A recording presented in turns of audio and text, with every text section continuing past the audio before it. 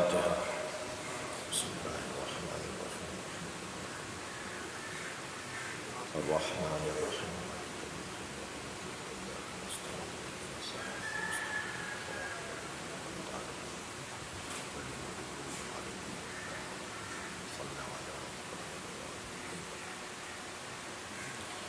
أعوذ بالله من الشيطان الرجيم. بسم الله الرحمن الرحيم.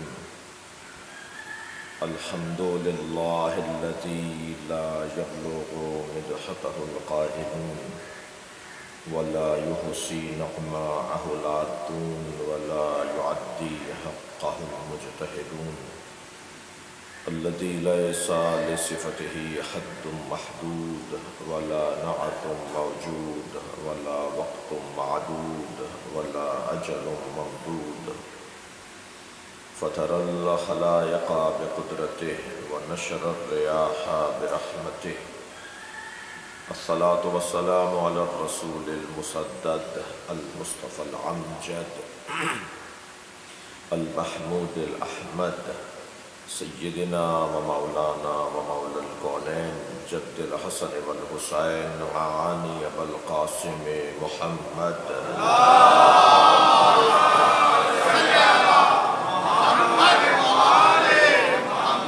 وآله الطيبين الطاهرين المعصومين الذين قال الله إنما يريد الله ليذهب عنكم الرجس أهل البيت ويطهركم تطهيرا.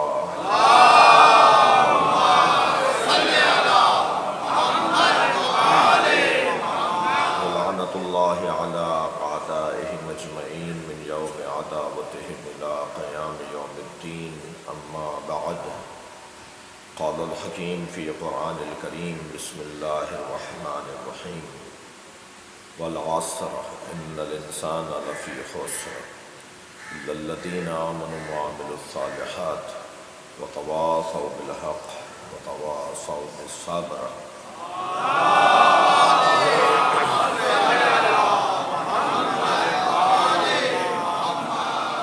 تمام سے ایک سورہ فاتحہ، 3 مرتبہ سورہ اخلاص. حاضرین مجلس کے مرحومین شہداء ملت،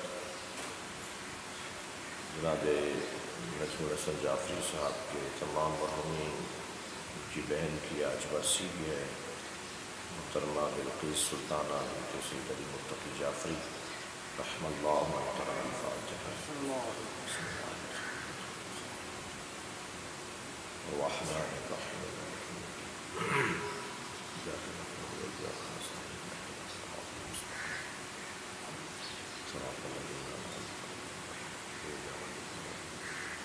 بسم الله الرحمن الرحيم. بسم الله الرحمن الرحيم.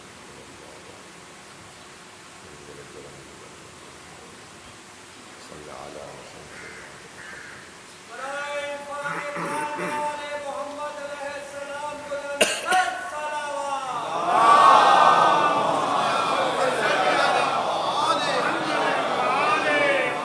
والعصر ان الانسان لفی خسر. قسم ہے زمانے کی، انسان خسارے میں ہے. جتنا پیار اللہ کو انسان سے ہے کسی سے نہیں ہے. ساری مخلوق اس نے،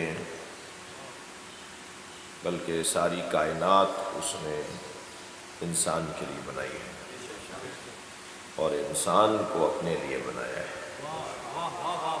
خلقت الخلق لأجلک. اے انسان، میں نے ہر مخلوق تیرے لیے بنائی ہے. وخلقتک لأجلی، اور تجھے میں نے اپنے لیے بنایا ہے. انسان کی تعریف کیا ہے؟ کل کی گفتگو سے آج کی گفتگو کو جوڑوں کہ انسان کی 3 قسمیں ہیں. ایک جو انسان نظر آتا ہے، جسے اگر میں ممبر کی زبان میں کہوں تو انسان نما، جو انسان دکھائی دے مگر حقیقت میں انسان نہ ہو. ہاتھ پیر ویسے ہی ہوں گے، ناک کان ویسی ہی ہوگی، چال ڈھال بھی وہی ہوگی اور ہمارے بھی درمیان میں ہو سکتا ہے وہ بیٹھا ہو، لیکن ضروری نہیں ہے کہ وہ جو انسانوں جیسا نظر آ رہا ہے وہ انسان بھی ہو، اسے انسان نما کہا جائے گا۔ پھر دوسری قسم ہے انسان، جو مطلقاً یہ کہلایا جا سکے کہ وہ انسان ہے۔ اس کی کیا کسوٹی اور پیمانہ ہے؟ انسان مرکب ہے روح اور بدن کا، اور ان دونوں کو جوڑنے والی چیز کو نفس کہا جاتا ہے۔ بلا تشبیہ، صرف ذہن قریب کرنے کے لیے ان جوانوں کے لیے، مثلاً یہ عمارت بہت ساری چیزوں سے مل کر بنی ہے، مگر وہ جو بہت ساری چیزیں ہیں انہیں جوڑنے والے کچھ مثلاً کیمیکل ہیں، مسالے ہیں، سیمنٹ ہے، ہر وہ چیز جو دوسری چیز کو جوڑ رہی ہے، دو مختلف چیزوں کو جو جوڑنے والی چیز ہے، اس جوڑنے والی چیز کو نفس کہا جاتا ہے۔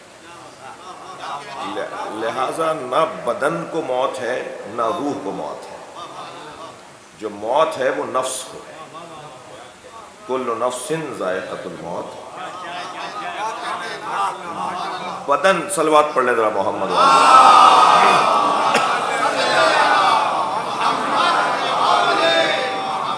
بدن نہیں مرتا، بدن تبدیل ہوتا ہے، بدن دوسرے بدن میں ڈھل جاتا ہے۔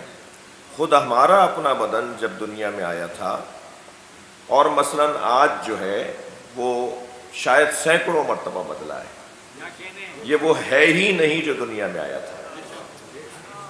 جی، سامنے کسی بات ہے کہ اس وقت کی اگر اپنی تصویریں اٹھا کر دیکھ لیں تو ہمیں بھی یقین نہیں ہوگا کہ ہم ہی ہیں۔ یہ مسلسل اس کے جو خلیے ہیں، جو اس کے سیل ہیں، یہ مسلسل تبدیل ہوتے آئے ہیں اور یکسر تبدیل ہو چکے ہیں۔ اور اسی طرح جب یہ قبر میں جائے گا تو کسی اور بدن میں یہ بدن ڈھل جائے گا، تب بھی بدن نہیں مرے گا۔ یہ قبر میں جا کے کسی اور بدن میں ڈھل جائے تو ہم اس پہ پریشان ہو رہے ہیں، یہ چلتا پھرتا بھی تو کئی مرتبہ بدل چکا ہے۔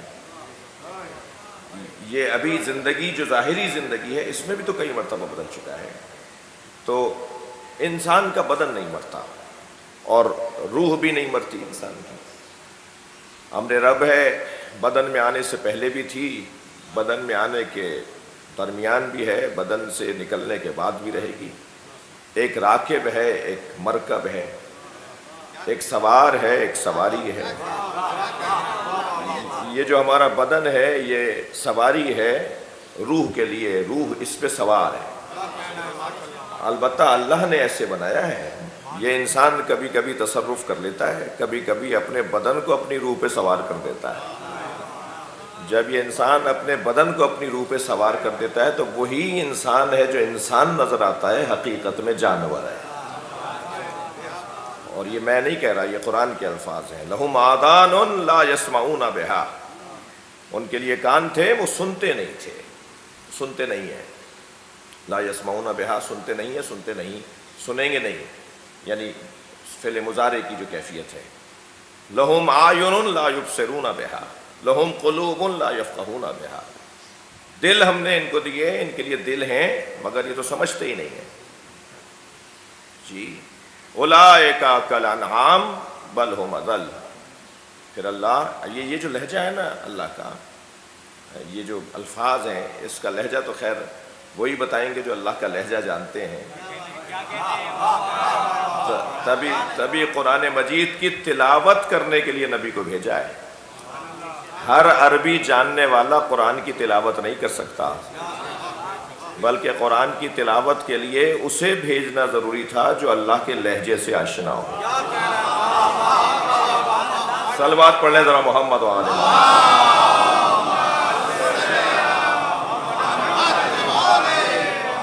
بھائی ماشاءاللہ بڑی تعداد میں تشریف فرمائے، اس سے بہتر صلوات سے۔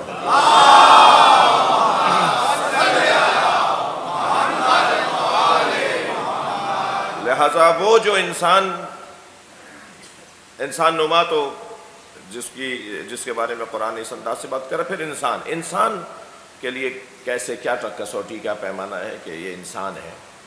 انسان کو اگر اپنے آپ کو یہ جاننا ہے کہ میں انسان بھی ہوں یا نہیں، تو کم سے کم کسوٹی یہ ہے کہ دیکھیں اس کا نفس لوامہ زندہ ہے. اگر اس کا نفس لوامہ زندہ ہے، میں ایک بات کہہ رہا تھا اسے تھوڑا سا اور بہتر کر لوں. نفس کی 4 قسمیں اہل عرفان نے اور انسان شناسوں نے بیان کی ہے. نفس کی ایک قسم ہے نفس امارہ، جو انسان نما ہے، مسلسل غلاظتوں میں اور مسلسل گندگیوں میں ڈوبا ہوا اور اترا ہوا انسان، جو بظاہر انسان نظر آتا ہے حقیقت میں انسان نہیں ہے. وہ نفس امارہ والا ہے، نفس رکھنے والا انسان. پھر اس کے بعد ایک نفس ہے نفس لوامہ، یا اس سے ہٹ کر ایک اور نفس ہے، دوسری قسم ہے نفس لوامہ، جو نفس ملامت کرتا ہے. برائیوں پر اندر سے آواز آتی ہے تم نے برا کیا ہے، اچھائیوں پر اندر سے ایک آواز آتی ہے شاباش. وہ جو ٹوکنے روکنے والا سمجھانے ڈانٹنے والا نفس ہے وہ نفس لوامہ ہے، ملامت کے خاندان کا لفظ ہے. اور پھر تیسری قسم ہے نفس مسولہ. نفس مسولہ سورہ مبارکہ یوسف کے اندر سولت لکم انفسکم، انہوں نے جو بھائیوں نے جو حضرت یوسف کو کنویں میں پھینک دیا، اور پھر آ کر جانے سے پہلے بھی سب مطمئن ہیں کہ ہم صحیح کرنے جا رہے ہیں، آنے کے بعد بھی سب مطمئن ہیں کہ ہم صحیح کر کے آئے. یہ کیسے ہو گیا؟ یہ کون سا انسان ہو سکتا ہے جو برائی سے پہلے بھی کہہ رہا ہے کہ میں صحیح کرنے جا رہا ہوں، برائی کے بعد بھی اسے کوئی پشیمانی نہیں ہو رہی؟ یہ جو برائی کو برائی سمجھ نہیں رہا بلکہ بعض اوقات برائی کو اچھائی سمجھ رہا ہے، بڑی خدمت سمجھ رہا ہے، بہت بڑا آدمی ہے یہ بڑی خدمت کر کے آیا ہے، یہ سمجھ رہا ہے، یہ جو نفس رکھنے والا بندہ ہے اسے قرآن کی زبان میں نفس مسولہ، وہ نفس جو اغوا ہو چکا ہے اور اغوا ہو کر ایسے ماحول میں رہا کہ وہ اسی ماحول کا ہو گیا، اور پھر جب واپس پلٹ کر آتا ہے تو وہ یہاں کی زبان نہیں بولتا، وہاں کی زبان بولتا ہے جہاں اسے اغوا کر کے لے گئے تھے. لیکن جو وہاں سے واپس آ کر اپنی زبان کو یاد کر لے اور اسے اپنی زبان یاد آ جائے، اس نفس کو نفس تواب کہا جاتا ہے. اسی لیے اس نفس سے کہ جس کو نفس تواب کہا جاتا ہے اس سے اللہ پیار کرتا ہے. آپ ذرا غور کریں اللہ کس کس سے پیار کرتا ہے. ایک لسٹ ہے قرآن مجید کے اندر، ایک فہرست ہے قرآن مجید میں جن سے اللہ محبت کرتا ہے. ان میں سے وہ ہیں کہ جو توبہ کرنے والے ہیں. ان اللہ یحب التوابین، ذرا صلوات ہدیہ کریں.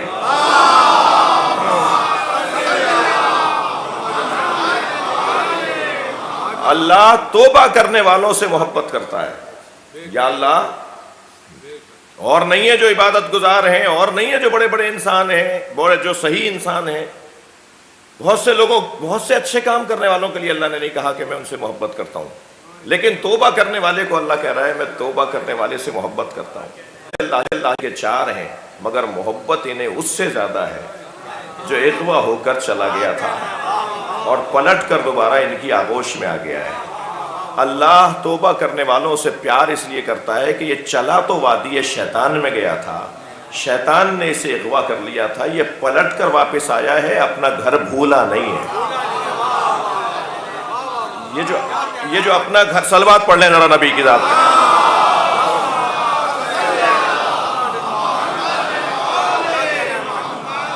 یہ جو اپنا گھر بھولا نہیں ہے اسے توبہ کرنے والا کہا جاتا ہے. توبہ کر وہ رہا ہے جسے احساس ہو رہا ہے کہ میں غلط تھا اور غلطی میں تھا اور غلط جگہ چلا گیا تھا اور اب میں صحیح آ گیا ہوں، اپنی جگہ واپس آ گیا ہوں.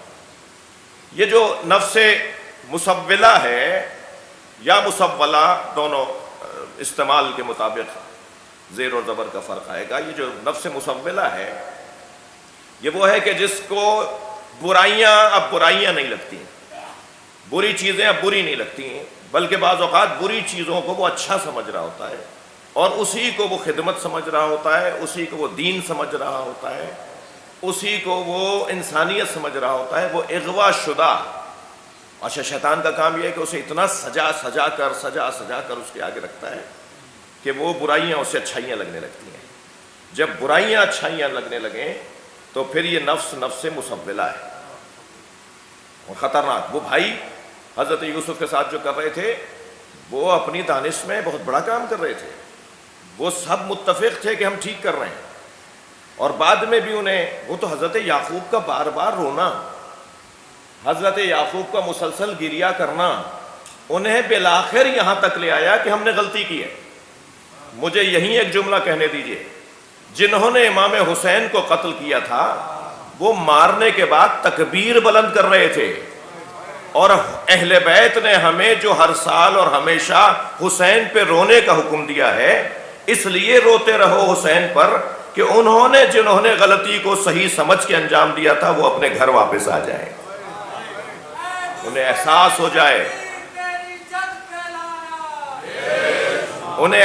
ہو جائے کہ انہوں نے غلطی کی ہے. حضرت یعقوب کے گریے کے پیچھے ایک بہت بڑا فلسفہ ہے. بالآخر وہ اس بات کی طرف متوجہ ہوئے اور انہیں احساس ہوا کہ انہوں نے غلطی کی ہے، اور اب کیا کریں، وقت گزر چکا، بہت سا نقصان ہو چکا. یہ نفس مسولہ ہے. اور پھر چوتھی قسم نفس امارہ لوامہ مسولہ، چوتھی قسم ہے نفس مطمئنہ. نفس امارہ، نفس لوامہ، نفس مسولہ اور نفس مطمئنہ. ہم در حقیقت اس اطمینان کے ساتھ جس دروازے پر بیٹھے ہیں وہ نفس مطمئنہ کا دروازہ ہے.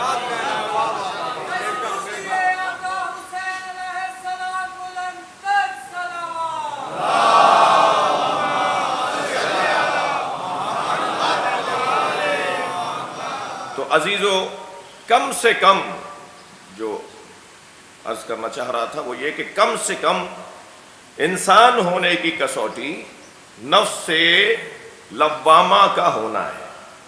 ملامت کرنے والا نفس اگر ہمارے اندر موجود ہے تو گویا بھی ہم انسان ہیں، مگر خطرے میں ہیں، مسلسل خطرات کا سامنا ہے، کبھی بھی کچھ بھی ہو سکتا ہے. لہذا یہ جو خطرات میں ہیں اسی مفہوم کو اللہ بیان کرتا ہے، وَالْعَصْرِ إِنَّ الْإِنسَانَ لَفِي خُسْرٍ. یہ مسلسل خطرے کی زد میں ہے، مسلسل نقصان کی زد میں ہے، اور مسلسل نقصان کی زد میں نفس اگر اپنے آپ کو سنبھال سکتا ہے تو پھر اسے نفس امارہ، اسے نفس مطمئنہ، معاف کیجیے گا، اسے نفس مطمئنہ کے دروازے پہ آنا ہوگا. دیکھیے قرآن مجید میں ایک آیت جسے کل اس کی مکمل تلاوت بھی نہیں ہو سکی تھی، اور استفادہ مجھے جو آج کرنا تھا وہ یہ سورہ مبارکہ آل عمران کی 7ویں آیت ہے. اور اس آیہ کریمہ میں پروردگار عالم نے اپنی آیات کو 2 حصوں میں اور 2 قسموں میں تقسیم کیا ہے. ارشاد ہو رہا ہے، هو الذی انزل علیک الکتاب، وہ اللہ جس نے اے حبیب آپ پر کتاب کو نازل کیا، فیہ آیات محکمات، اس کتاب کے اندر آیات محکمات ہیں، ہن ام الکتاب، اور یہ آیات محکمات ہی اصل کتاب ہے. وَأُخَرُ مُتَشَابِهَاتٌ، توجہ، وَأُخَرُ مُتَشَابِهَاتٌ، اور دوسری جو قسم ہے آیات کی وہ متشابہات ہیں. فَأَمَّا الَّذِينَ فِي قُلُوبِهِمْ زَيْغٌ، پس جن کے دلوں میں زنگ لگ چکا ہے، فَيَتَّبِعُونَ مَا تَشَابَهَ مِنْهُ، وہ آیات متشابہات کی اتباع کرتے ہیں.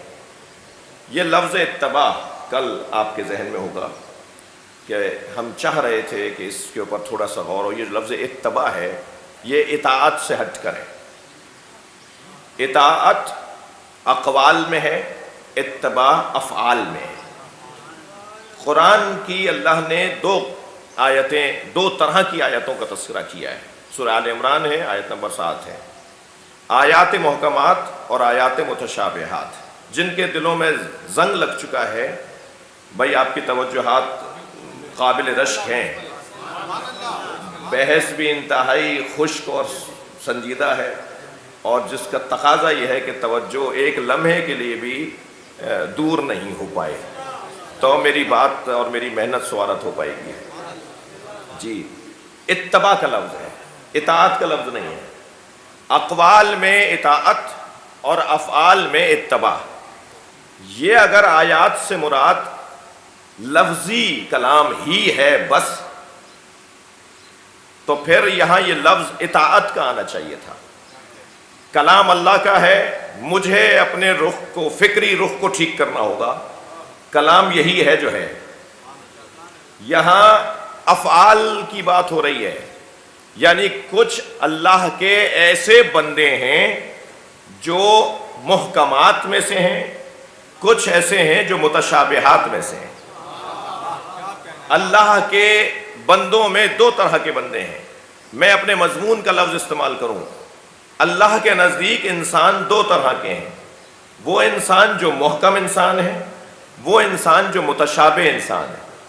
یہ لفظ متشابہ میرے محترم سننے والوں، اس کو اگر میں اور مانوس لفظ میں ڈھال دوں تو اشتباہ کا شکار، شبہے کا شکار، غلطی کا شکار، مغالطے کا شکار لوگ اور مطمئن لوگ، جن کی زندگیوں میں اطمینان ہے وہ اور لوگ ہیں، جن کی زندگیوں میں مغالطات ہیں وہ اور لوگ ہیں۔ اب بس دو حصوں میں ہم اپنے اس بحث کو، یعنی انسان دو حصوں میں تقسیم یا دو عنوانوں میں تقسیم ہو رہا ہے، انسان محکم اور انسان متشابہ۔ قرآن کی آیات محکمات، قرآن کی آیات متشابہات۔ میں یہ سوچ رہا ہوں اور پڑھ کر اور دیکھ کر بات کر رہا ہوں کہ انسان بھی دو طرح کے ہیں، محکم انسان اور متشابہ انسان۔ وہ جو متشابہ انسان ہے وہ کبھی علمی مغالطے کا شکار ہوتا ہے اور کبھی عملی مغالطے کا شکار ہوتا ہے۔ بڑی عنایت، آپ کی توجہ، آپ کا ممنون ہوں بھائی، آج خاص طور پر آپ کی توجہ زیادہ چاہیے۔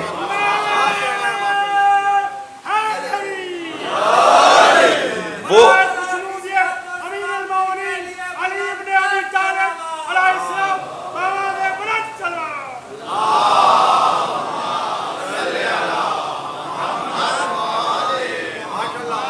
وہ جو متشابہ انسان ہے وہ مغالطے کا شکار، وہ اشتباہ کا شکار، وہ شبہ کا شکار انسان، جس کو میں واپس نہیں جا رہا، پھر اب بحث کو آگے بڑھا رہا ہوں، یعنی ایک بات کر چکا ہوں، اس میں ایک اور بات تھی، مگر اب وہ جو مغالطے کا شکار انسان ہے تو مغالطہ اس کا کبھی علمی ہے اور مغالطہ کبھی اس کا عملی ہے۔ کبھی یہ علمی طور پر مغالطے کا شکار ہے، سمجھتا ہے کہ سمجھتا ہے،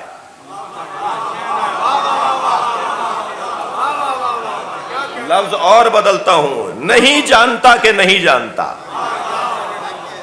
یہ علمی مغالطے کا شکار، یہ اپنے آپ کو جانتا ہی نہیں ہے کہ یہ نہیں جانتا، اور اس اطمینان کے ساتھ بات کر رہا ہوتا ہے کہ دوسرے کو تو شبہ ہو جاتا ہے کہ یہ جانتا ہے، یعنی خود اشتباہات کا شکار اور دوسروں کو بھی اشتباہات میں مبتلا کر رہا ہوتا ہے۔ وہ جو علمی مغالطے کا شکار ہے انسان، اس کی میرے اپنے تحقیق اور اپنے مطالعے کی روشنی میں تین قسمیں ہیں۔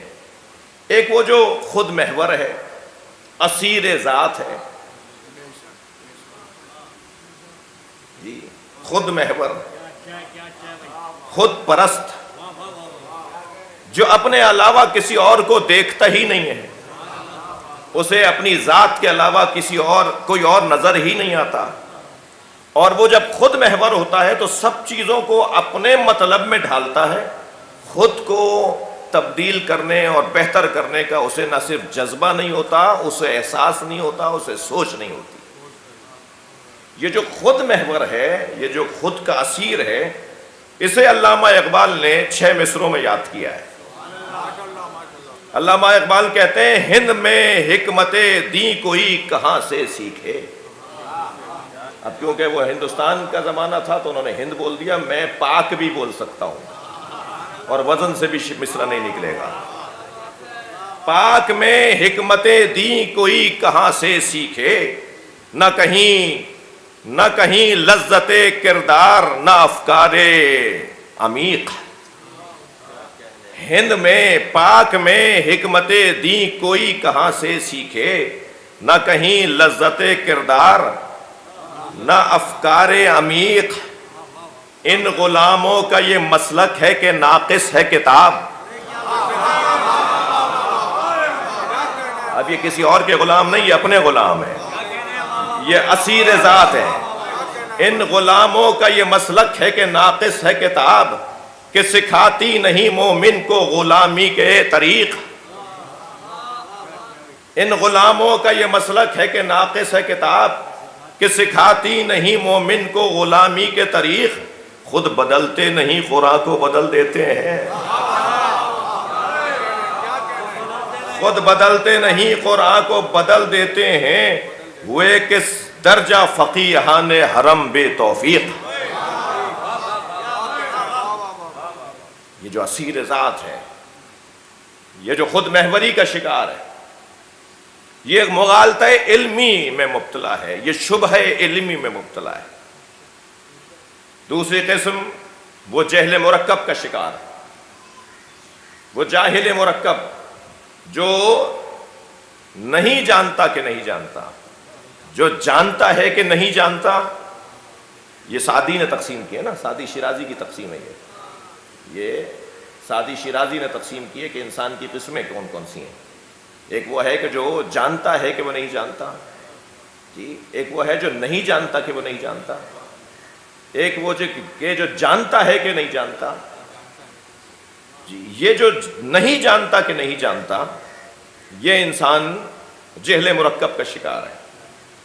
اس کے لیے جو جہل مرکب کا شکار ہے، اس کے لیے حدیث کیا کہتی ہے؟ رب عالم قد قتلہ جہلہ۔ کتنے ہی عالم ہیں جن کو ان کے جہل نے قتل کر دیا۔ عجیب عجیب حدیث ہے۔ کتنے ہی عالم ہیں جنہیں ان کے جہل نے قتل کر دیا۔ یہ شکار ہیں جہل مرکب کا، اور یہ مغالطہ علمی کا شکار۔ تیسری قسم ان میں کون ہے؟ جو خود سے بڑا عالم کسی کو مانتے ہی نہیں، جو اپنے آپ سے بڑا دانشور کسی کو نہیں مانتے، جو کہتے ہیں ہم سے زیادہ کون جانتا ہے، ہمیں تم بتاؤ گے، ہمیں کوئی بتائے گا۔ ان کا لب و لہجہ آپ دیکھیں تو غرور علمی کا شکار۔ بلکہ ایک لفظ اگر عرفا نے استعمال نہ کیا ہوتا تو مجھے مشکل ہو جاتی ممبر سے۔ جی، عرفا نے استعمال کیا، شہوت علمی کا شکار، جن کو ان کا علم لذت دیتا ہے، جی، اور دوسروں کو وہ جاہل سمجھتے ہیں، اور اس حد تک دوسروں کو وہ جاہل سمجھتے ہیں۔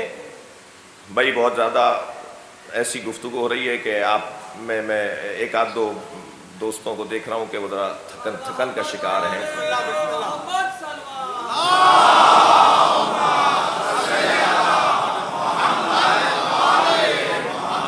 آپ ذرا ایک سے زیادہ مرتبہ بلند صلوات پڑھ لیں۔ اللہم صل علی محمد وآل محمد۔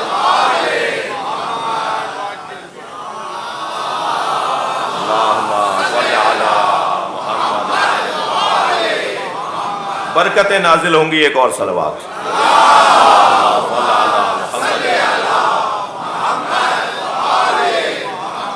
وہ جو اپنے آپ کو سب سے بڑا عالم سمجھتا ہے اور کہتا ہے کہ سوچتا ہے، اور پھر اس کے اعمال سے بھی اظہار ہو رہا ہوتا ہے، اس کی سوچ کا اس کے اعمال سے بھی مظاہرہ ہو رہا ہوتا ہے، وہ سمجھتا ہے اس سے بڑا کوئی عالم نہیں ہے، اس سے بڑا کوئی دانشور نہیں ہے۔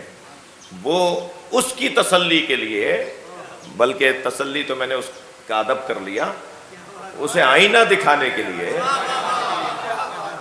ایک آیہ کریمہ ہے جو سورہ مبارکہ یوسف کی ہی 76ویں آیت ہے، اس میں اللہ ارشاد فرماتا ہے فوقا، اسے بتانے کے لیے جو یہ سوچتا ہے نا کہ مجھ سے بڑا کوئی عالم نہیں ہے اور وہ مغالطہ علمی کا شکار ہے، اس کے لیے قرآن مجید کہتا ہے کہ فوقا کل ذی علم علیم، ہر شخص جان لے کہ اس سے بڑا بھی کوئی عالم ہے،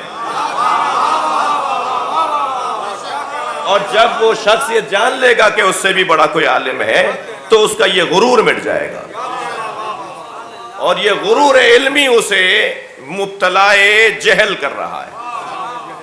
جس انسان کو توجہ، جس انسان کو یہ پتا ہو کہ مجھے نہیں پتا، اس کے لیے علم کے راستے کھلے رہتے ہیں، اور جو یہ سمجھتا ہے کہ مجھے سب پتا ہے وہ اپنے دروازے کو بند کر دیتا ہے۔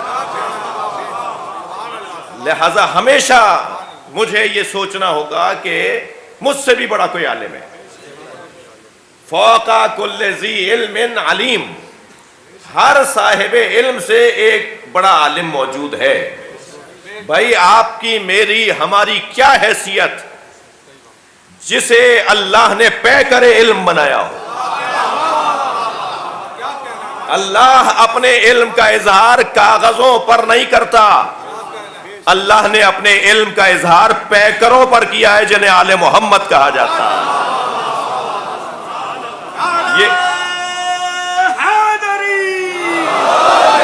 آل محمد میں سرداری محمد مصطفیٰ کی ہے جی، اہل بیت مصطفیٰ میں سردار سرکار دو جہاں ہیں۔ جو آل محمد میں سردار ہے اس سے اللہ کہہ رہا ہے قل رب زدنی علما، اے میرے حبیب مجھ سے کہو کہ میرے علم میں اضافہ کر دے۔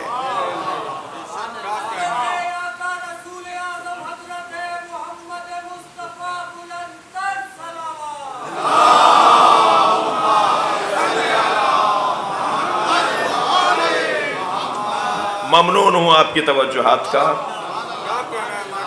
جی یہ سیدہ کا کرم ہے کہ یہ مضمون میں بیان کر رہا ہوں، ورنہ اس طرح کے مضامین میں مجھے ایک ٹیشو پیپر کا ڈبہ تو خالی کر دینا چاہیے تھا جی، کیونکہ یہ خون جگر سے بیان کرنے والے مضامین ہیں۔ یہ پوری توجہ ہوگی میری تو میں صحیح طرح بیان کر پاؤں گا، اور آپ کی دعا چاہیے صلوات کے ذریعے سے سارا۔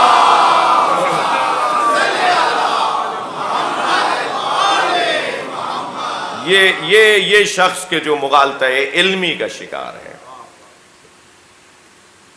یہ متشابہات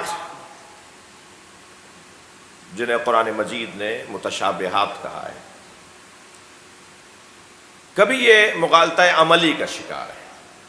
یہ متشابہ آیت اللہ کی ہے، اللہ کی آیت ہے، مخلوق اللہ ہی کی۔ آپ یزید کو نہیں کہہ سکتے کہ اللہ نے نہیں بنایا، اسے بنایا یزید کو بھی اللہ ہی نے جی۔ شیطان بھی اللہ ہی کی مخلوق ہے جی، مگر محکمات اور متشابہات کی تقسیم مد نظر ہے۔ وہ جو مغالطہ عملی کا شکار ہیں ان کے لیے مجھے ایک حدیث کا سہارا، اور حدیث مجھے نصیب ہوئی جو میں آپ کو اس کی زیارت کروا رہا ہوں۔ معصوم فرماتے ہیں ثلاث قاسمات الظہر، تین لوگوں نے کمر توڑ دی، کمر شکن لوگ، وہ مغالطہ عملی کا شکار ہے۔ ثلاث، بھائی تھک تو نہیں رہے، تھوڑی تسلی دیجیے۔ ثلاث قاسمات الظہر، تین طرح کے لوگوں نے کمر توڑ دی۔ رجل استکثر عملہ، وہ شخص جو اپنے عمل کو زیادہ بڑا، اچھا اور بہتر جانتا ہے۔ میں نے ٹھیک کیا، اس سے اچھا نہیں ہو سکتا تھا، اس سے بہتر نہیں ہو سکتا تھا، ایسا کون کر سکتا ہے، مجھ جیسا کوئی ہو تو لا کے دکھاؤ۔ جو شخص اس مغالطہ عملی کا شکار ہے کہ اس سے اچھا نہیں ہو سکتا، وہ مغالطہ علمی کے شکار لوگ تھے جن کے لیے بہت کچھ بیان ہو گیا۔ یہ مغالطہ عملی کا شکار ہے۔ رجل استکثر عملہ، جو اپنے عمل کو بڑا سمجھتا ہے، بڑا مانتا ہے کہ جی اس سے بہتر نہیں ہے۔ رجل نسی ذنبہ، وہ شخص جو اپنی غلطیوں کو بھول جاتا ہے۔ اب میں یہاں ذنب کا ترجمہ گناہ نہیں کر رہا، مطلق ذنب یعنی جو اپنی ماضی کو بھول جاتا ہو، جو اپنی غلطیوں کو بھول جاتا ہو، جو اپنے کرتوتوں کو بھول جاتا ہو، وہ کمر شکن بندہ ہے۔ رجل نسیا ذنبہ، رجل اعجب برأیہ، اور وہ شخص جو اپنی بات کو، اپنی رائے کو، اپنے مشورے کو سب سے زیادہ بڑا، معتبر اور صحیح مانتا ہے۔ اس نے انجمن میں ممبرشپ لیتے وقت، ٹرسٹ کا ممبر بنتے وقت، کسی ادارے کا رکن ہوتے وقت یہ کیوں نہیں سوچا تھا کہ وہاں سب کے مشورے سننا پڑیں گے؟ اس نے اس میٹنگ میں جب سب کے مشورے سن لیے تھے اور دوسروں کی رائے بھی عقل کے مطابق تھی اور معقول بھی تھی اور ممکن بھی تھی، بھائی توجہ چاہوں گا اس منزل پر، بہت سارے مشورے معقول ہوتے ہیں، ممکن نہیں ہوتے۔ بہت اچھا مشورہ ہوتا ہے، عقل کے مطابق ہوتا ہے، مگر اس میں عمل ممکن نہیں ہے۔ آج نہیں ہو سکتا اس پہ کا عمل، اس کے لیے کل دیکھنا پڑے گا، اس کے لیے ایک دن اور گزارنا پڑے گا، اور یہ ملک نہیں ہے اس کے لیے عمل کرنے پر جی۔ مگر وہ شخص جو اعجب برأیہ، جو کمر توڑ بندہ ہے نا معاشرے کی، اچھا مولانا نے نہیں فرمایا کس کی کمر توڑتے ہیں یہ جی، ثلاث قاسمات الظہر، تین طرح کے لوگ کمر توڑ لوگ ہیں، کمر شکن لوگ ہیں۔ کس کی توڑتے ہیں؟ معاشرے کی توڑتے ہیں، ہاں ماحول کی توڑتے ہیں، اداروں کی کمر توڑتے ہیں، انجمنوں اور ٹرسٹ اور اداروں کی کمر توڑ دیتے ہیں۔ ان کی وجہ سے ادارے کمزور پڑ جاتے ہیں۔ میٹنگ میں، اجلاس میں بیٹھے ہوئے تھے، اکثریت کی معقول رائے کے مطابق فیصلہ ہو گیا، تم دستخط بھی کر کے آئے ہو، وہاں باہر آ کے کہتے ہیں میں نے تو نہیں کہا تھا، یہ میری تو یہ رائے نہیں تھی۔ یہ سب سے بڑا خائن ہے اس ادارے کے ساتھ کہ جو مشوروں کے درمیان اس کی رائے نہیں مانی گئی تو وہ باہر جا کے لوگوں کو بتاتا ہے کہ میری رائے یہ نہیں تھی، میری رائے تو اس سے ہٹ کر تھی۔ یہ شخص ادارے کی کمر توڑ رہا ہوتا ہے۔ مجلس میں اگرچہ جوانوں کی تعداد کم ہے، صبح کی مجلس ہے بھائی، اس کے لیے تو ہنر چاہیے، صلوات پڑھ لیں ذرا محمد۔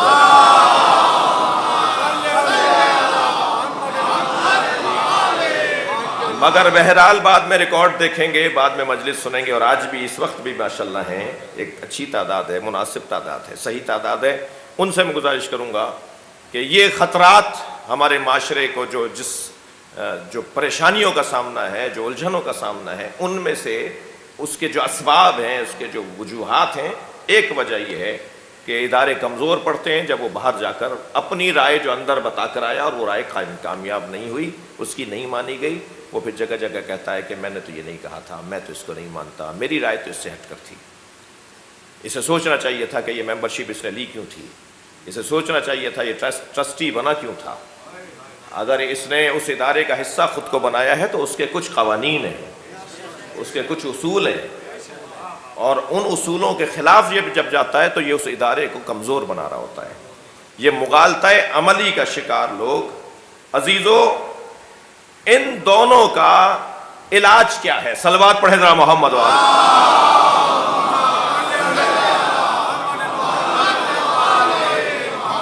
یعنی مغالطہ علمی کا شکار بھی اور مغالطہ عملی کا شکار بھی جو شخص ہے اور جس کی وجہ سے معاشرے میں نقصان ہو رہا ہے، جی اس کا علاج کیا ہے؟ اس کا واحد علاج ہے، دونوں کو ایک ہی نسخہ دیا جائے گا، دونوں کی دوا ایک ہی ہے، اور وہ ہے حقائق کی روشنی، حقائق کو بیان کرنا، حقیقت کو روشن کر دینا۔ میں ایک جگہ سے گزر رہا تھا، مثال دے رہا ہوں، میں ایک جگہ سے گزر رہا تھا، راستے میں سانپ بیٹھا ہوا تھا، میرے بڑھتے ہوئے قدم رک گئے، میں سوچنے لگا موذی ہے، حملہ کرے گا۔ ابھی کھڑا میں سوچ رہا تھا کہ آگے جاؤں گا تو یہ موذی حملہ کرے گا، جی موذی یعنی اذیت پہنچانے والا، تکلیف دینے والا۔ اب وہ کبھی سانپ ہوتا ہے، کبھی انسان بھی ہوتا ہے، تو میں سوچ رہا تھا کہ یہ حملہ کرے گا، یہ تکلیف دے گا، تو ایک بچہ میرے برابر میں آ کے کھڑا ہوا، کہنے لگا مولانا یہ پلاسٹک کا ہے جی۔ تو جب میں نے سنا کہ پلاسٹک کا ہے تو میں نے اسی پر پیر رکھا اور اسے کچلتا ہوا چلا گیا۔ معلوم یہ ہوا جب حقائق روشن ہو جاتے ہیں تو اقدامات بھی تبدیل ہو جاتے ہیں۔ صلوات پڑھ لیں ذرا محمد و آل محمد۔ بھائی آپ کی بیدار سماعتوں کے لیے اس مثال کو ایک اور جملے سے روشن کروں گا اور بہتر کروں گا۔ جب مجھ پر روشن ہوا کہ یہ سانپ مثلاً حقیقی نہیں ہے، پلاسٹک کا ہے، دیکھنے میں کچھ اور ہے، حقیقت میں کچھ اور ہے، جب مجھے اس کی حقیقت روشن ہو گئی تو پھر میرے اقدامات بھی تبدیل ہو گئے۔ ساری دنیا جس یزید سے ڈر رہی تھی، حسین اس کی حقیقت کو جانتے تھے۔ صلوات پڑھیں محمد و آل محمد۔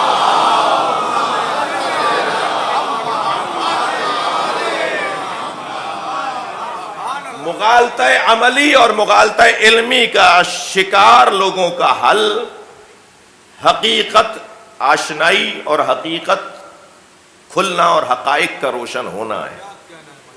اب وہ حقائق روشن کون کرے گا بھائی؟ وہ کام تو ہم نے بتا دیا، کرنے کا کس کا ہے، کرے گا کون یہ کام؟ حقائق روشن کون کرے گا؟ حقائق روشن وہی کرے گا جو خود محکم ہو، جو خود محکم ہوگا، یا لفظ اور بہتر کروں، جس پہ خود حقیقت آشنا ہو، آشکار ہو، جس پر حقیقت آشکار ہو وہی حقیقت کو آشکار کرے گا۔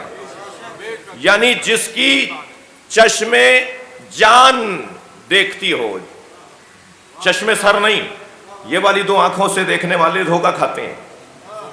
یہ پنکھا جو آپ کی چھت پہ لگا ہوا ہے کمرے میں، یہ گھوم رہا ہوتا ہے تو ایسا لگتا ہے کہ تھال گھوم رہا ہو، یہ تھال نہیں ہے، اس کے 3 پر ہیں۔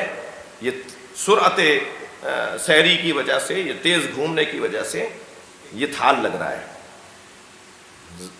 روڈ پر رستے میں پانی نظر آتا ہے، قریب جاتے ہیں تو وہ پانی نہیں ہوتا، سراب ہوتا ہے۔ ایک انگارے کو آپ دائرے میں گھمائیں تو آپ کو ویل لگے گا، جیسے آگ کا ویل گھوم رہا ہو، وہ آگ کا پہیہ نہیں ہوتا، وہ آگ کا انگارہ ہے جو ایک جگہ ایک وقت میں ہے تو دوسری جگہ نہیں ہے، لیکن ہمیں لگتا ہے یہ پوری طرح سے ہے، یعنی پورا پہیہ ہے۔ تو حقیقت کچھ اور ہے اور نظر کچھ اور آ رہا ہے۔ تو وہی حقیقت آشکار کر پائے گا جس پر حقیقت روشن ہو، اور حقیقت اس کے پر روشن ہے، حقیقت اس پر روشن ہے جس کے لیے قرآن یہ کہتا نظر آتا ہے کذالک نُرِیَ ابراہیم ملکوت السماوات والارض، ہم نے ابراہیم کو آسمانوں میں جو کچھ ہے وہ دکھا دیا، زمینوں میں جو کچھ ہے وہ دکھا دیا۔ جس کی نگاہیں ایک طرف اٹھیں تو وہ وہاں تک پہنچے جہاں تک حدیں ہیں، جس کی نگاہیں دیواروں کی وجہ سے رک نہ جاتی ہوں اور دیواریں اسے اندھا نہ کر دیتی ہوں، یہ میں نے حضرت ابراہیم کے بارے میں سنایا ہے۔ اور جس پر ابراہیم فخر کرتے نظر آتے ہیں وہ علی بن ابی طالب یہ کہتے نظر آتے ہیں لو کشف الغطاء لمزددت یقینا، اگر مجھ علی کے سامنے سے حجاب ہٹا دیا جائے تو یقین میں اضافہ نہیں ہوگا۔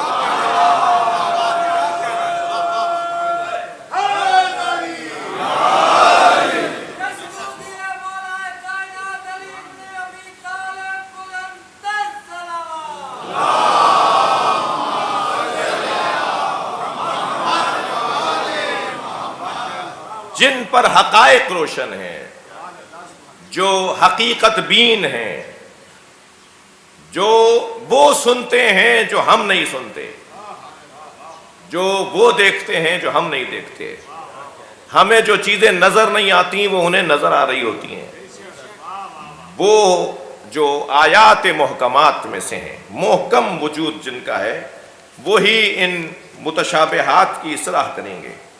اور عزیزو، وقت میرے پاس تنگ ہو گیا اور گفتگو بھی کچھ ایسی رہی کہ آپ کی مہربانی، آپ کی محبت کے آپ نے سماعت فرمائی۔ وہ جسے ہم محکم انسان کہہ رہے ہیں نا، اس انسان کو انسان اس کے لیے بولنا اس کی توہین ہے۔ بلکہ اسے کہا جائے گا انسان اکمل، انسان ساز، انسان پرور، انسان بنانے والا، جس کو دیکھ دیکھ کر انسان انسان بنتے ہوں۔ وہ انسان نہیں کہلائیں گے بلکہ انسان اکمل کہلائیں گے، انسان کامل بھی نہیں۔ عرفاء کی اصطلاحوں میں ایک اصطلاح ہے انسان کامل کی، انسان کامل بھی نہیں۔ ہم دیکھیں، آپ انسان کامل کے مرید ہو جائیں، بس یہی فرق ہے ہمارے بھائیوں میں اور اس مجمع میں۔ ہم مزارات کے مخالف اور منکر نہیں ہیں، مزاروں والے لوگ ہیں۔ ہم اولیاء الہی کی قدر کرنے والے، احترام کرنے والے لوگ ہیں، مگر ہمارے بھائیوں میں اور ہم میں یہی فرق ہے کہ وہ انسان کامل پہ رکے ہوئے ہیں، ہم انسان اکمل تک جانا چاہتے ہیں۔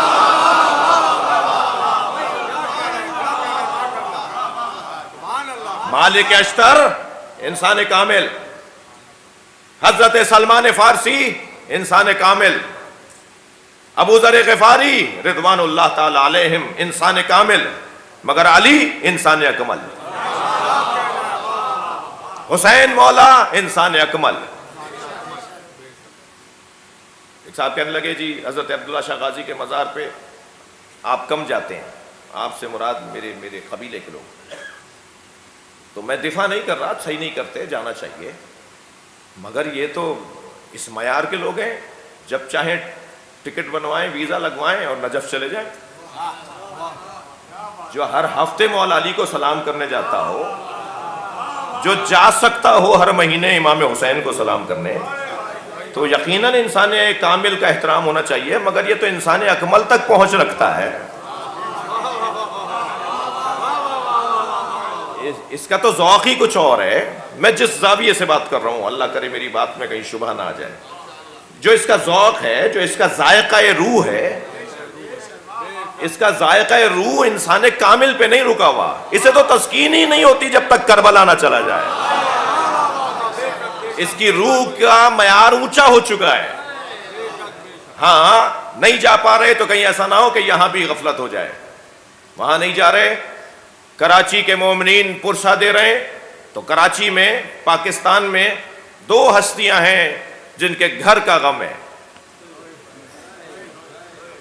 جن کے گھر کا غم ہے، ایک حضرت عبداللہ شاہ غازی اور ایک حضرت بی بی پاک دامن، لاہور میں۔ بلکہ ایک زاویے سے بی بی پاک دامن حضرت مختار نے مکران کے ساحل پر انہیں پہنچایا تھا۔ ایک صاحب کل مجھ سے چلتے ہوئے پوچھ رہے تھے کہ کیسے آئیں یہاں پر؟ جی 80 بیویاں تھیں یہ، انہوں نے خط لکھا تھا حضرت مختار کو کہ مدینے میں آئے دن ہم مشکلات اور مصائب کا شکار ہیں، ہمیں کسی ایسی جگہ پہنچاؤ جہاں کے رہنے والے اہل بیت کا احترام کرتے ہو۔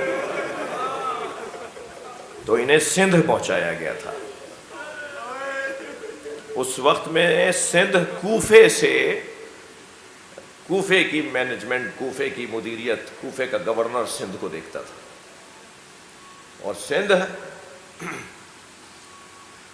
تقریباً لاہور سے بھی آگے تک کا علاقہ، ملتان تک تو مسلم سندھ تھا، یعنی طے شدہ ہے، بحث و مباحثے ہیں تاریخ دانوں میں، مگر ملتان تک تو مسلم سندھ تھا۔ ائمہ اہل بیت کی زبان پر ہند اور سندھ یہ دونوں لفظ آئے ہیں، یا وہ بولتے تھے ہند یا اس کے ساتھ کے علاقے کو وہ کہتے تھے سندھ۔ اللہ نے جب زمین خلق کی تو 5 دریا زمین کی خلقت کے ساتھ خلق ہوئے، اس میں ایک دریا دریائے مہران ہے۔ یہ دریائے سندھ زمین کے ساتھ بنا ہے۔ یہ کہاں سے چل رہا ہے؟ گلگت چلے جائیے، گلیشیئر کے پہاڑوں سے چلے جائیے۔ حضرت مختار سے انہوں نے کہا تھا، اور بہت ساری معلومات ہیں، اور یہ تاریخی پیغامات ہیں، تاریخی حقائق ہیں، اور حضرت مختار نے ان بیویوں کو مکران کے ساحل تک پہنچایا تھا۔ یہ حضرت تافتہ کی بیٹی نہیں ہے، جو شبہ ڈالا جاتا ہے کہ یہ وہاں ایک مزار ہے بزرگ کا، یہ ان کی بیٹی ہیں اور بی بی پاک دامن نہیں ہے، یہ وہ تو کئی سو سال بعد کے ہیں۔ حضرت حجویری، داتا حجویری کے کئی سو سال بعد کے ہیں تافتہ صاحب، جن کی وہاں مزار ہے لاہور میں۔ اور داتا صاحب تو اس مزار پر ان کا مصلی تھا۔ عراق ایران میں مصلی کہتے ہیں، ہمارے یہاں چلہ گاہ کہتے ہیں بر صغیر میں، ان کا چلہ گاہ تھا، وہاں مصلی بولتے ہیں، یعنی جہاں وہ بیٹھ کر عبادت کرتے تھے، مصلی بچھاتے تھے۔ تو داتا صاحب کا تو حضرت بی بی پاک دامن کے مزار میں مصلی ہے، اور تافتہ تو داتا صاحب کے کئی سو سال کے بعد کے ہیں،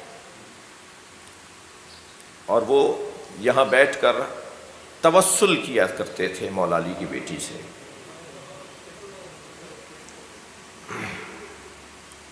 کیا ہوا ہے اہل بیت کے ساتھ؟ ایک مرثیے کا مصرع ہے، کہاں کا مسافر کہاں رہ گیا، مدینے والے کہاں کہاں چلے گئے۔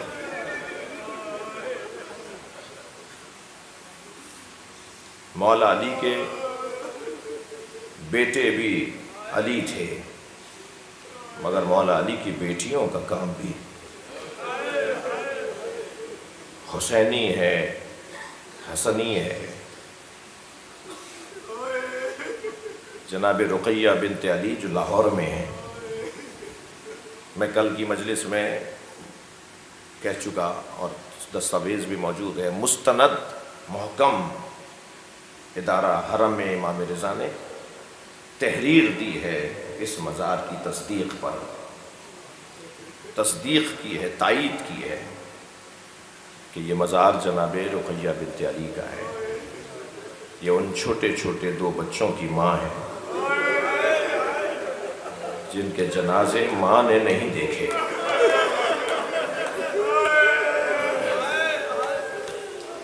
جن کے جنازے گھر نہیں آئے۔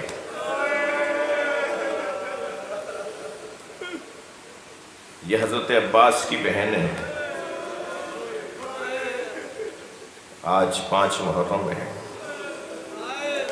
ابھی کچھ دیر کے بعد آپ ایک تابوت کی زیارت کریں گے،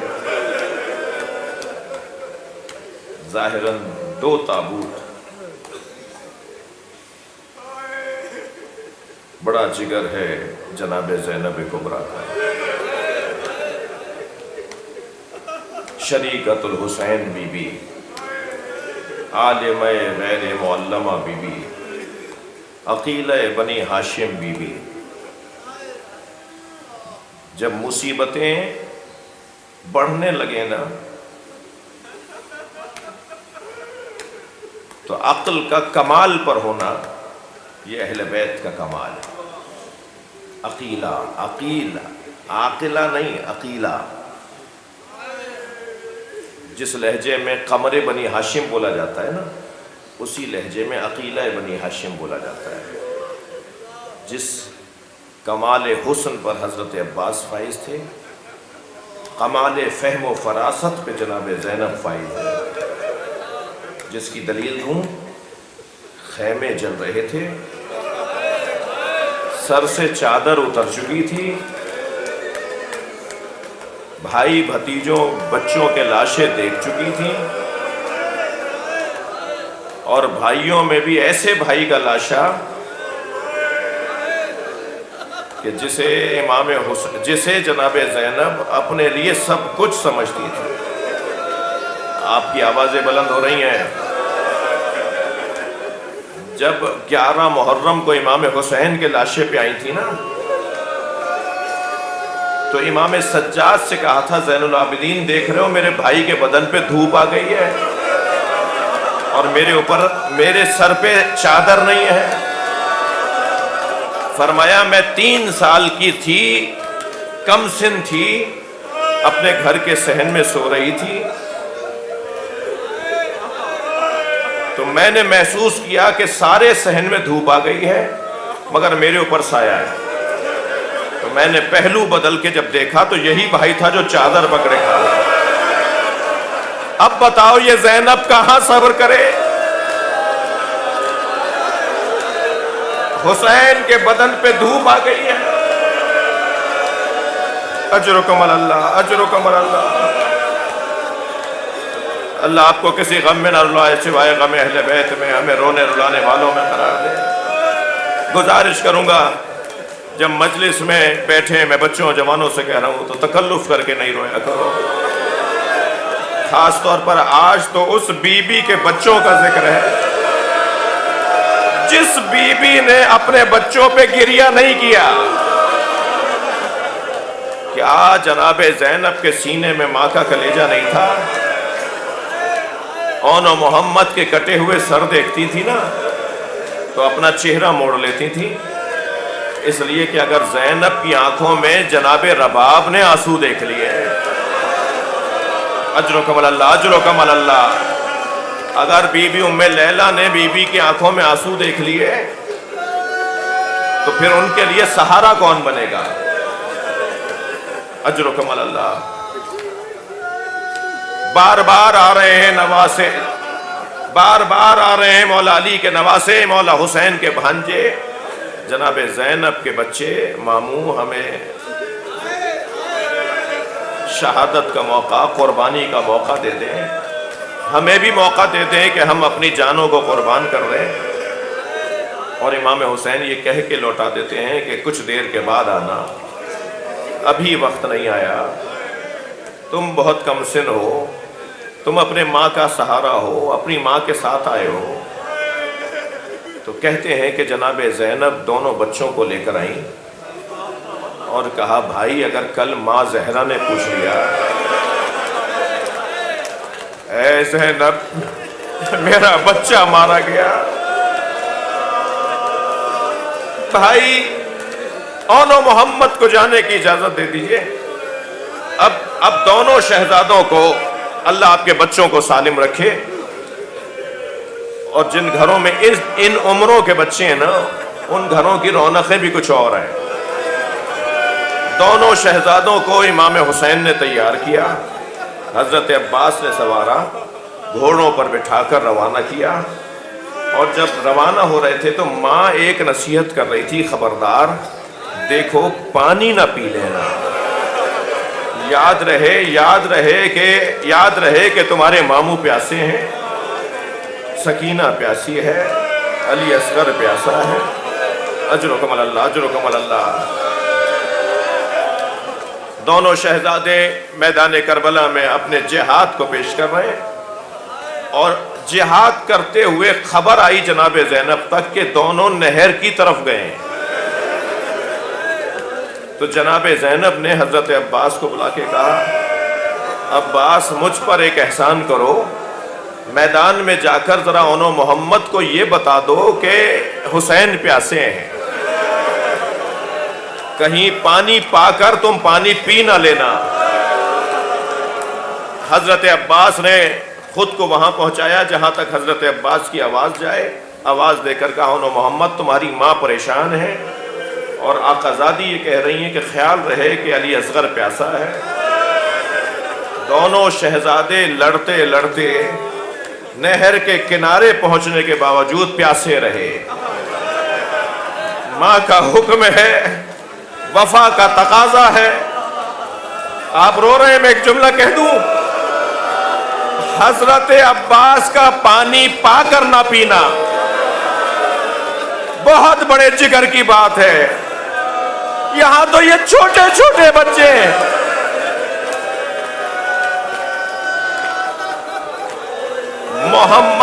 محمد شہید ہو گئے، اون زخمی گھوڑے سے گرے اور آواز دی ماموں ہماری مدد کریں۔ حضرت عباس، حضرت علی اکبر، خود امام حسین پہنچے، دونوں بچوں کے بدنوں کو اٹھایا۔ محمد کی شہادت ہو چکی ہے، اون میں دم باقی ہے۔ جب آئے ہیں نا خیمہ گاہ کی قریب تو ساری بیویاں وہاں کھڑی انتظار کر رہی تھیں، مگر زینب نظر نہیں آئی۔ ایام گریے کے ہیں، اللہ آپ کو اس کا اجر و ثواب عطا فرمائے۔ امام حسین نے سوال کیا بہن زینب کہاں ہے؟ تو بتایا خیمے میں حالت سجدہ میں ہے، اور اللہ کا شکر ادا کر رہی ہیں، یا اللہ تو نے میری قربانی قبول کر لی۔ لا کے رکھا جنازوں کو اور جناب زینب کو بلایا۔ جناب زینب قریب آئیں تو امام حسین کی آواز آئی، زینب اون میں دم ہے، بار بار آنکھ کھولتا ہے اور ایک ہی سوال کرتا ہے کہ اماں کہاں ہے؟ جناب زینب نے اپنے بچے کو گود میں لیا، ماں کی گودی پائی، آنکھیں کھول دیں، 2 جملے کہے اور شہید ہو گئے۔ جناب اون نے 2 جملے کہے اور شہید ہو گئے۔ میں مجلس مکمل کر رہا ہوں، بہت گریہ ہو گیا۔ اللہ آپ کو اجر و ثواب عطا فرمائے۔ یہ جو آپ کی بلند آوازیں ہیں یہ مولا امام صادق کو بہت عزیز ہیں۔ بلند آواز سے رونے والوں کے لیے امام جعفر صادق خاص دعائیں دیتے ہیں۔ 2 جملے کہے حضرت اون نے، ایک جملہ تو یہ کہا، حل وفیت امی، اماں کیا ہم نے وفاداری کا حق ادا کر دیا؟ اور دوسرا جملہ یہ کہا، اماں جب مدینے جائیے گا بابا کو ہمارا سلام کہیے گا۔ زینب مدینے پہنچی، اے عبداللہ اون نے تمہیں سلام بھیجا ہے، بچوں نے وفاداری کا حق ادا کر دیا ہے۔ اللہ لعنت اللہ علی قوم الظالمین، یا حسین یا حسین۔